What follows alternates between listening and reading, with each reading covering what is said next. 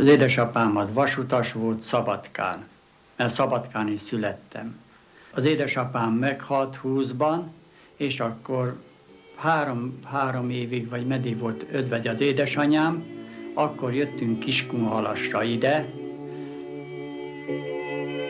22-be valahogy, nem tudok, nem emlékszek, mert kicsi voltam még akkor. 22-be ide jöttünk, és akkor nevelő apám akkor már foglalkozott, fiákeres is volt, de foglalkozott a fakérekkel.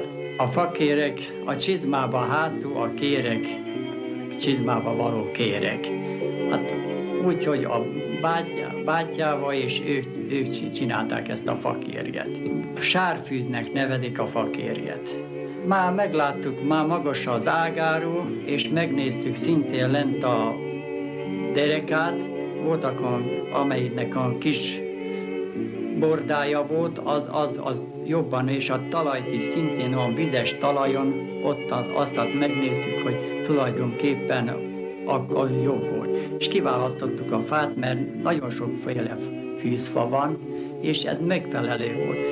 Volt amelyikből kigyűjt 3-4 ezer, meg 5 ezer pár, volt amelyikből meg 2000 pár, attól függ, hogy milyen volt a fa. Ja, hogyha nagyon nagy volt a fa, vastag volt, amelyikben 1 méteres is volt, azt a 2 fejszét tettünk egyik oldalra és másik oldalra is, és azt furkóval elkezdtük verni, és akkor levertük, és kérem szépen azután akkor szétszaggattuk darabokra, és mindig kisebb darabokba akkorára főszilápoltuk, hogy olyan szilápok legyenek, hogy abból 4 pár kéreg kijött. 60-ban halt meg az apám. Akkor ott magam maradtam, és akkor úgy gondoltam, hogy nem folytatom, mert mind a kettőt önálló kisiparos is voltam, mint csizmadia, meg a cipőket is csináltam. Önálló kisiparos voltam, meg szintén fakérget is nem bírtam. De annyi barátom volt Félegyházán, meg az egész országban is voltak ismerőseim, akkor így kértek, hogy csináljam, és tovább dolgoztam. Hát nem olyan sokáig, körülbelül 10-valány évig csináltam, és azután a fakérek, kérem, abba hagytam, mert nem kellett. Kihaltak a csizmadiák, és úgy, hogy teljesen, úgy, hogy meghalt a szakma is.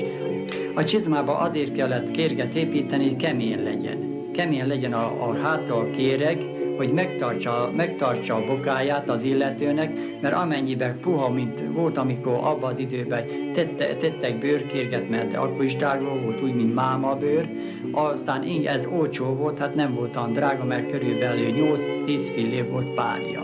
Hát az, aki nem törődött vele, az 1 év alatt, 2 év alatt elszaggatta meg, hát sokszor kérem, akkor is voltak olyan bőrök, mikor vadkerten esett az eső, akkor már halason átázott. Bár én az apámnak csináltam egy pár csizmát, úgyhogy a Szára-hegyig járt a vízbe, az ugyan át nem ázott egész nap. Az a helyzet, hogy olyan drága az anyag, meg nem is kap az ember olyant, amilyen kellene. Becsülettel akarja az ember megcsinálni, az meg arra vigyázni kell, hogy hát mindenfélét odaadok, engemet ne szívjon, inkább akkor nem vállalom el. Kérem, a szakma kihalt. Ez a szakma teljesen kihalt, ennek vége van. És utána még talán valamennyire csizma is még folytatódik, de úgy veszem észre, az se sokáig.